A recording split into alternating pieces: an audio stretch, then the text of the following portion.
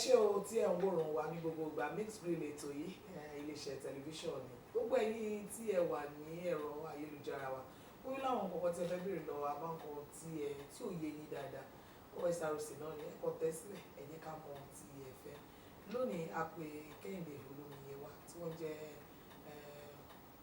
educator lórí abẹ́rẹ́ àjẹsára kan tó ṣẹ̀ ló máa ṣe bẹ̀rẹ̀ o kìíní kan wa ṣáà ti mọ̀ àti kó àwọn ìyá wa tipẹ́tipẹ́ ní abẹ́rẹ́ tọ́mọ tabáṣẹ̀ bímọ mo yege mo ṣe lé ìyá àgbà bóyá bíi mẹ́sàn-án àbí àwọn ọmọ yẹn dẹ̀ ṣe dáadáa ṣùgbọ́n wọn náà tún wà wò pé ó dàbẹ̀ pé kíní kan tún fẹ́ wọlé o wọn bá tún ní rùbẹ́là làwọn á ní ẹ wá ṣàlàyé fáwọn èèyàn ẹ gbọ́ bọ̀dà Olómiyè nígbà tí a ti tó bí ọdún mélòó tó ti mọ̀ wípé irú nǹkan bíi eléyìí torí ojoojúmọ́ ni ẹ̀kọ́ ń gòkè sí pàápàá jùlọ ẹ̀yin elétò ìlera kí ló dé tó wá jà àkókò ìgangan ni irú kìíní tuntun wá jáde. ẹ ṣe àtọkùn abẹ́rẹ́ yìí ti wà pẹ̀lú wa ó ti pẹ́. sábẹ́rẹ́ ọ̀hún tá à ń gbà. bẹ́ẹ̀ ni ṣùgbọ́n kò le tó kò dé ìhà bí ká gbé dé yìí. mo lẹ ti wá ń gbà wọn. àwọn tó ń gbà wọ̀nyẹn owó náà ni wọ́n fi ń gbà ṣùgbọ́n kò kálé jáko. ẹ jẹ́ ṣàkíyèsí yín sígbà kan ẹ mọ̀ pé ní ọdún tó kọjá à ń sọ̀rọ̀ nípa ti jẹjẹrẹ ojú ilé ọmọ. bẹ́ẹ̀ ìṣèpá abẹ́rẹ́ yẹn wà ṣùgbọ́n àwọn tó ń rìn ìrìn àjò jáde kúrò lórílẹ̀‐èdè wọ́n ń gba abẹ́rẹ́ yìí wọ́n dẹ̀ ń sanwó. irú ti rùbẹ́là yìí tó gbé wọnú yíkìyíkì báyìí tẹ́lẹ̀ dá measles rùbẹ́là yìí ó ti wà pẹ̀lú wa láti 1960 even 1979 gan abẹ́rẹ́ yìí ti wà lórí pé ká máa gbà ṣùgbọ́n kò débi tí tó jẹ́ wípé ó pọn dandan àbí ká wò wípé láríjà ẹ̀ kò ní wàhálà lórí ìdàgbàsókè àwọn ọmọ. Tábà wo bí àkókò wa ṣe rí báyìí bí agbègbè wa ṣe rí a máa ń pè nǹkan léèbó wọn ní climate change gbogbo nǹkan tá a ti rò pé àti pamọ́ tẹ́lẹ̀ ọdún ti ń rú síta ibi tí àwọn tó ń ṣe ìwádìí ìmọ̀ ìjìnlẹ̀ táǹpẹ̀ ní researcher tó ń ti gbé síta nìyẹn pé ẹ wo ẹ̀yin èèyàn rùbẹ́là yìí tá a rò pé kò ní láríjà tó pọ̀ ó ti ń ná ọwọ́ tó lágbára gidi torí pé àti rí àwọn ọmọ kéékèèké tó ti ní ihò ní ọkàn tí ó jẹ́ wípé ọmọ tá a ṣẹ̀ bí ó ti ní àrùn pneumonia tó jẹ́ wípé ojú ti ń fọ́ tó jẹ́ wípé etí ti ń di ṣé mọ̀ pé ìgbà kan tábà wo ti measles á rí pé èèyàn àwọn kan tó so wọn lára pé ọmọ tó gbọ́rọ̀ ńgbà tí wọ́n bí ó ṣe tán sí báyìí. tó ṣe measles ni ò bá gbọ́ràn mọ́. kò gbọ́ràn kan mọ́ o òun ni gbogbo wọ̀nyẹn tá a fi ń wò wọ́n fi gbé ẹ̀mọ̀ tó má ti gbé ìwé yẹn síta gbogbo àwọn akọ́ṣẹ́mọṣẹ́ náà wá jókòó wá wo bí ó ṣe rìn sí ó ti tó kí abẹ́rẹ́ yìí wọlé. Now talking about this rubella viral infection, what should the public know about rubella transmission and the symptoms? Because when you were talking, you said it is majorly between the mother and the fetus. For the rubella. That's for the rubella. So now, is it transmittable? What are the symptoms? How do you know this person is being infected with rubella virus? Yes, rubella virus, when it's occurs, it's viral disease that's transmittable when it's highly infectious. Let me put it this way. It's highly infectious that it is, when someone is infected, it is highly transmittable if you are exposed to the infected person. Example, sneezing, living in a congested room or an environment which is not hygienic, or maybe the environment is not clean and gives room for the thriving of this rubella virus.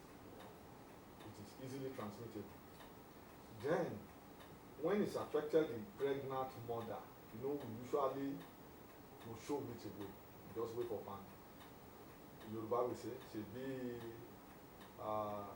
ó ní ìfọ̀n lára ni a lọ ń sìn lóòótọ́ náà truly it will go but the damages have been done. It will go into the system of the mother through the placental transmission physiological processes. It will affect the fetus, which is the incoming baby. When it gets to that level, then the physiological changes will come. The mother will start feeling feverish, feverish, and the sense that the fever level, that is the temperature level, will go. Then sneezing, coughing, which is at times when we are coughing and it doesn't stop at the right time, it is going out of hand. Then you should be careful. Mind you, the immune system of the pregnant mother has been compromised. Because they are now two. Yes, because of so Sharing the many same thing. hormones that is coming, and the child in utero, it will weaken the immune system of the mother, making them prone to any slight contact with infection, especially viral, not bacterial, viral. Okay, now with the vaccine you people are taking all around, is it for the pregnant mother or for the children? It's for the children to build their immune system against any attack or exposure to infection of measles and rubella in nearest future, as the climate changes and effect is affecting us. Because now. the people are saying that, sometimes when we just relax and there is nothing, one way or the other, you health people, you just bring out one thing. Ebola ṣe ní kíní kan tó ní ká má jáde, wọ́n ní sneeze o, kíní kan wá nose o, COVID. Wọ́n jẹ́ kí n ṣe pé you are trying to bring in another thing that will also start scaring the people now. So that's what the people are saying. Yes. Anything, people are trying to bring another thing that will scare us, so that's why. So now for her, what age are we need to take our children back to for the immune system? Then how much are we paying? Is the government responsible for all this?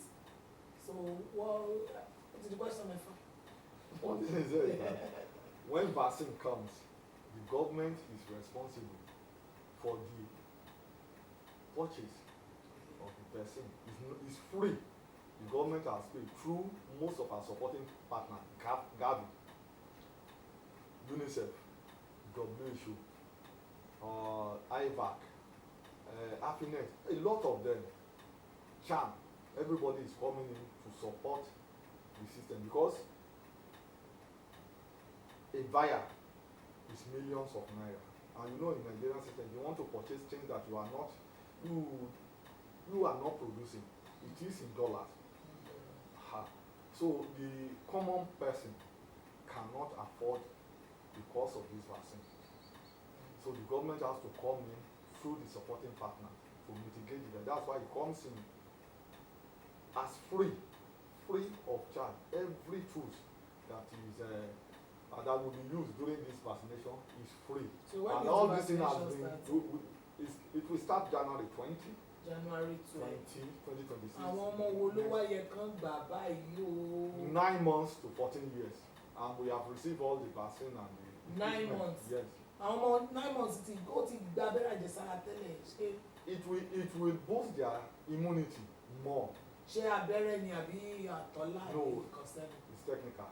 It's injection. Torí That is ṣé why wọ́n it's pé. different from other. That's why we see. I want you to open it up so that when parents, our local people will know, má gbọ́ mọ́ mi náà, má jẹ́ okú gbóná, má jẹ́ oṣù kìíní kan tuntun bẹ̀rẹ̀ abẹ́rẹ́ wọn. Ṣé kì í ṣe abẹ́rẹ́ tó fẹ́ fi nǹkan síyàn lára tí ó máa ń gbà ní? Kò sí nǹkan tó ń jẹ́ bẹ́ẹ̀ atọ́kùn. Ìdí rèé ta fi wà ní tẹ́ fi gbé wa wá bí. Ẹgbọ́n wọn ní kò sí tó ń jẹ́ bẹ́ẹ̀ o. Kò sí nǹkan tó ń jẹ́ bẹ́ẹ̀. Lọ́pọ̀ ìgbà àwọn àhesọ àbí àwọn nǹkan mi máa ń ní wọn fẹ́ kí ọmọ lóyún, wọ́n fẹ́ jẹ́ kí bí a ṣe pọ̀ tó ká fà sẹ́yìn, kò sí nǹkan tó ń jẹ́ bẹ́ẹ̀. Ọ̀dà ṣé ẹ ti ṣe àwọn ètò sílẹ̀ bóyá ẹ fẹ́ lọ ilé ìwé àbí àwa òbí la gbọ́dọ̀ kó àwọn ọmọ yẹn wá bá yín? Ẹ ṣe àtọkùn ètò ti tò. À ń dúpẹ́ lọ́wọ́ ìjọba ìpínlẹ̀ Ondo àti kọmíṣánná wa ní ètò Ministry of Information, àwọn náà la bẹ̀rẹ̀ pẹ̀lú wọn, àti pé Education and Technology Professor gbogbo àtàwọn superb gbogbo náà láti yà, àtàwọn media houses náà àti débẹ̀, NAMOJ gbogbo wọn, àtàwọn kábíyèsí àtàwọn ẹlẹ́sìn wa kan àti àwọn mùsùlùmí gbogbo wọn náà láti fi tó bá a ṣe ń sọ l'Ákúrẹ́ làwọn tó wà ní ìgbèríko àti ìjọba ìbílẹ̀ 18 local government làwọn náà tún ṣètò tí wọn lọ́wọ́ tí wọ́n bá gbogbo àwọn ọ̀pọ̀lọpọ̀ ìlú àtàwọn tí ọ̀rọ̀ kàn bá wọn ṣèpàdé láti rí i pé abẹ́rẹ́ àjẹsára yìí ìfilọ́lẹ̀ àti ìgbà pé ó kárí ká dẹ̀ rí i pé ayege. nínú ẹ̀. See, if a child has already been vaccinated for measles, can the same child receive this vaccine for measles rubella? Yes. Let me give you an example. Maybe I am 9 months. Let me Yes. put it now. I've taken a measles Measles. vaccine. When it comes to next month, which is 20 when we are starting, maybe 20 to 29, 10 days, apart from the mop-up, I'm still eligible to take that measles rubella because it will come in one vial. And Then now, after that, it will go into the table of immunization schedule okay. throughout lifetime. So why are we vaccinating children from 9 months to 15 years to 14 years? That's the captured population target for now that the government can take care of. You know it's free. Yeah. Aha. You cannot overshoot your budget and plan. All the financial implication. And we have in 2 streams. Let me give you. We have the first phase. The northern has had their own first phase, stream 1, stream 2. We are now in the south aspect of Nigeria, the region, where we have 2 streams. Stream 1, Ondo State is in stream 1, while the other states they are in stream 2. We are divided. We are 16 in the southern sector. Yeah, 8 for effective supervision because everybody will converge in most of these 8 states for this immunization process. So what are the benefits of these vaccines as they been introduced? Yes, our children will live long and to take care of us when we are old, and they will not be a situation where we'll be having death of vaccinated diseases. It shouldn't be. Look at my card, UNICEF for every child. No child will be left unvaccinated because they are the strong structure of future, the strong structure of our economic strength in Nigeria. If we fail to protect them, that shows that the government is not working, and the government in Nigeria today are taking the public health issue more serious than what it used to be before. Mind you, most of us, the Africans, are taking this vaccine unknowingly or knowingly, and they pay heavily for that. When you are traveling out, when you get to the embassy, they ask you to go to one hospital or the other. Before you know, you take the injection that you doesn't want to take. They will go there and they will take it and they will pay heavily for it. The same vaccine, the same efficacy, the same constituent that is being given free. So if we are vaccinated now, are you going to give us an ID? No, the card. Yeah. You have one receipt to torí ó mú wá lọ́dọ̀ káàdì wà tó jẹ́ wípé. There will be card for us. Yes, tó jẹ́ wípé àwọn èèyàn wá ní ó lè ọjọ́ ọ̀la a fẹ́ lọ sí ìgbèríko àwọn ọmọ ìyàwó ti gbéra sókè àbí àwa náà fẹ́ gbé àwọn ọmọ ọlọ àá mú káàdì yẹn dání ìyẹn láti ṣe fihàn wípé àwọn ọmọ yìí gba abẹ́rẹ́ measles rubella àti gbogbo abẹ́rẹ́ ìyókù. Ẹ jọ̀ọ́ Túnjí jọ̀ọ́ má bínú ọmọ wá sọ́dọ̀ mi lọ́dọ̀ girama mo lọ gba measles rubella fún ó wá padà sọ́dọ̀ ìyá ìlẹ́kọ̀ọ́ wọ́n wá sí skul wọ́n tún lọ fún ní measles rubella ṣé kò ní ipa lára. Ìwé káàdì yẹn ti wà támú dání ẹ má gbàgbé tí ọmọ bá wá lo ààyè ọdúndé lọ́dọ̀ wa tó bá gba measles rubella á mú káàdì ẹ̀ dání ẹ má gbàgbé á mú dání torí ìgbà tó bá dọ̀hún ẹ mọ̀ àwọn ìyá wa àti bàbá wa náà wọ́n á béèrè wípé bí ọ̀rọ̀ abẹ́yà àjẹsára ṣe ẹ má fọ́mọ̀ wọ́n á béèrè pé ṣé ó ti gbà rí wọ́n lè pe grandma lóòótọ́ gbà káàdì ẹ̀ wà ń bí àádẹ́rì tán bá dẹ̀ rí pé káàdì ẹ̀ wà ń bí tán bá lè bá wọn screenshot ẹ̀ wọ́n á rí inú sísè. Ìtumọ̀ ni pé wọ́n gbọ́dọ̀ gbà lẹ́ẹ̀mejì. Wọ́n gbọ́dọ̀ gbà lẹ́ẹ̀mejì ní ìgbà tí à ń ṣe ìfilọ́lẹ̀ lọ́wọ́. Ṣùgbọ́n ní téèyàn bóyá mo ti gbà nígbà tí mo wà ní 10 months ṣé mo tún lè gbà nígbà tí bá wà ní 13 àbí 40. Ẹ lè gbà ẹ máa gbọ́ ẹ máa gbà ní pé kò pààyàn lára ìdí ni mo sọ pé tá a bá ti ṣe ìfilọ́lẹ̀ ní ọdún tó ń bọ̀ kí ẹ mọ̀ pé àwọn kan ti gbà bí ọ̀gá mi ṣe béèrè ń sìn pé èèyàn kan gbà lé ní that's 2025 ní measles kò sí rubella ń bẹ̀ o ẹja fi tó bá wá dàgbà tí a fẹ́ fi lọ́lẹ̀ ní ọdún tó ń bọ̀ tó jẹ́ January ní stream 1 ti wá ọmọ yẹn lẹ́tọ̀ọ́ láti gbà torí rubella ti wá wọlé. Kó má jẹ́ pé rubella àti measles lọ abẹ́rẹ́ àjẹsára lọ wọnú ara èèyàn kó má jẹ́ pé wọ́n lọ máa jà ń bẹ̀ kí rubella wọn lọ rubella. Lóòótọ́ ni wọ́n ní ìṣe rẹ́bù ni wọ́n. Kó má jẹ́ pé wọ́n lọ máa jà o. Wọ́n ní jà wọ́n á jẹ́ kí àgbára wa dé wa. If this the origin of the rubella virus is from the mother and the fetus, why is it the child that is being vaccinated and not the pregnant mother? Why? You know the I don't want to. Ẹ má jà sọ ìbò tó pọ̀. Ẹ jẹ́ mu ní kéékèèké. Ẹ dáhùn pẹ̀lú Yorùbá. Ní ọmọ tó wà nù kì í ṣòun ló ní àrùn rubella yẹn. Ìyá ẹ̀ ló ní rashes Ìyá lára. ẹ̀ ló ní yíkíyíkí lára. Ó dẹ̀ rọra wọ́ ara gbóná díẹ̀ ó lọ. Ó wúkọ́ díẹ̀ bóyá kò lè ó filẹ̀ ó wù ú bóyá ó wá kun ẹ̀fún síra. Gbogbo ẹ̀ wá parẹ́. Ó wá parẹ́ kò gba abẹ́rẹ́ àjẹsíra yìí. Ẹjẹ́ àfọkàn sí kò gba abẹ́rẹ́ àjẹsíra rubella ṣe mọ̀ pé measles ló gbangba yẹn nígbà tó sì kéré nígbà tó sì tí ó bá tiẹ̀ gbà measles ló ṣùgbọ́n rubella ti wọlé yìí tá ń pè ní German measles òun ò fọkàn sí. Ó dẹ̀ lè jẹ́ èèyàn tó jẹ́ pé kì í lọ sílé ìwòsàn fún antenatal lóòrèkóòrè tó jẹ́ pé wọ́n á ti wòye pé ibi tí ọ̀rọ̀ ń lọ yìí o ẹjẹ́ àjòkò kájọ sọ àrò pé ọmọdé yìí tó wà nù yìí lè ṣe kí kò sí nǹkan tó bá ti yá náà ìyá ti kúrò mẹ́ ṣùgbọ́n ọmọ ló lọ kó wàhálà bá ẹ má jẹ́ àgbàdo ọmọ tó wà nù tá a múra sílẹ̀ láti ṣe kó mọ ẹ̀ láyé gbogbo ẹ̀ ló kó wàhálà bá á tẹ̀ pé tó bá lọ bí ọmọ kò gbọ́ràn kò rína. Mr. Kehinde, nǹkan tí Túnjí ń gbìyànjú àti sọ ni pé ọmọ ilẹ̀ concentrate lé lórí báyìí ṣùgbọ́n wọ́n ní ara ìyá nítorí ibẹ̀ yẹn ló ti kọ́kọ́ kó ràn nínú ṣé kìí ṣe ìyá ló yẹ kẹ́ máa gba abẹ́rẹ́ fún ni tẹ́ wá ní gbọ́ngàn dandan ká máa gbọ́n ọmọ lábẹ́rẹ́. Ẹ ṣe àtọkùn ẹyin nígbà púpọ̀ àwọn ìyá wa kékeré náà wọ́n ti bẹ̀rẹ̀ tí wọ́n tá bá ti bẹ̀rẹ̀ ní kékeré báyìí tó máa fi dé ìgbà tí àwọn náà ti ń dẹni tó ń lọ bí ọkọ kò ní sí wàhálà wọ̀nyí yìí mọ́.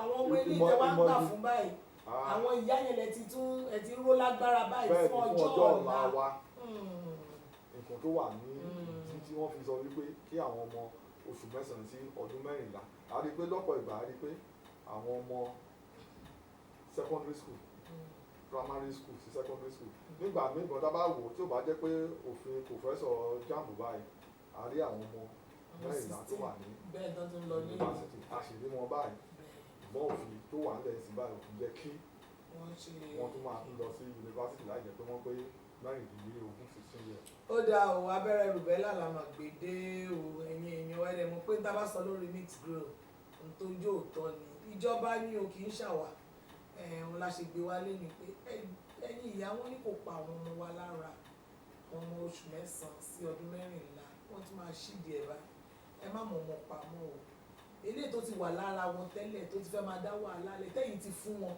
tó bá fún wọn lábẹ́rẹ́ àjẹsára ẹ̀ báyìí yóò lọ eléyìí tí ò sí rárá abẹ́rẹ́ àjẹsára ẹ̀ máa lọ ṣíkè ó tún máa bá wa dènà ẹ̀ bóyá ká tó yọ̀ǹda yín lórí ètò lónìí kí ni ìjọba ìpínlẹ̀ Ondo ń ṣe wọ́n fọwọ́sowọ́pọ̀ dáadáa. Ní lóòótọ́ àti lódodo a dúpẹ́ lọ́wọ́ gómìnà wa Ayédàtiwa a sì dúpẹ́ lọ́wọ́ ìyàwó wọn náà torí àwọn ni kò kárí gbogbo ètò measles rubella.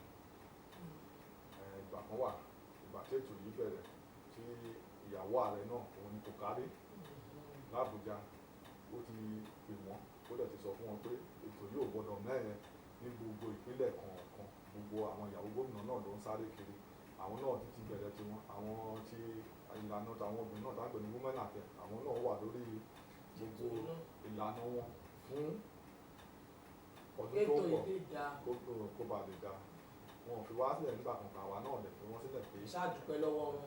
àdúpẹ́ lọ́wọ́ wọn. Ó dáa o kí ni ìyànjú ọ̀rọ̀ tẹ́fẹ́ fi lónìí ní parting words ní fún àwọn èèyàn àwa ìyá àwa tá a lọ́mọ lọ́wọ́ yẹn mo bá pẹ̀lú àwọn tẹ̀ ń sọ ẹlòmí wọn kò bímọ mọ́ àwa grandma ká lè sọ kọ́mọ̀ dì wípé a sọ pé a máa gbọ́ ọmọ mi lọ o.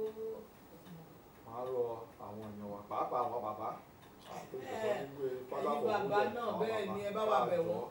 Ká jẹ́ kí àwọn ọmọ wa wọ́n gba abẹ́rẹ́ àjẹsára yìí kò léwu fún ọjọ́ ọ̀la wa àti ìyá àwọn ilé kan wà tó jẹ́ pé tí ìyá bá fẹ́ fún ọmọ lábẹ́rẹ́ á ní àwòjú dájú àfà tí bá máa mú wọn lọ kò tí fún wa láàyè òun la tún fi ń lo àwọn bàbá wa wípé àtàwọn ẹlẹ́sìn wa pàápàá pé kí wọ́n jọ kí wọ́n jẹ́ kí àwọn èèyàn wa gba abẹ́rẹ́ àjẹsára kò léwu ìṣẹ̀wọ̀n àtọ́kùn. ẹ ṣé o, thank you very much Mr. KEHINDE OLOMIYE, the state health educator, rubella viral infection and the vaccine. This we just said it's not harmful, it's useful. Mo rántí gbàtà abẹ́rẹ́ àjẹsára kọ́kọ́ jáde nígbà yẹn wọ́n ní wọ́n fẹ́ pọ̀ mọ́ wa lọ́wọ́ ni o, ṣùgbọ́n tẹ́ bá wò dáadáa rí pé àwọn ọmọ wẹ́wẹ́ ò fi bẹ́ẹ̀ kú dáadáa. Ẹgbà yẹn wọ́n ní emèrè ní kinní kan àṣà àwọn kankan tó ń ṣe wọ́n tá a mọ̀. Ó ti ní ìlò tún dé yìí o, ẹ má jà fún wọn gbé wọn àmọ́ dádì ẹ yọ̀ǹda wọn, ẹ jẹ́ kán gbà á torí ọjọ́ ọ̀la tiwa ni kó ba lè kú dáadáa.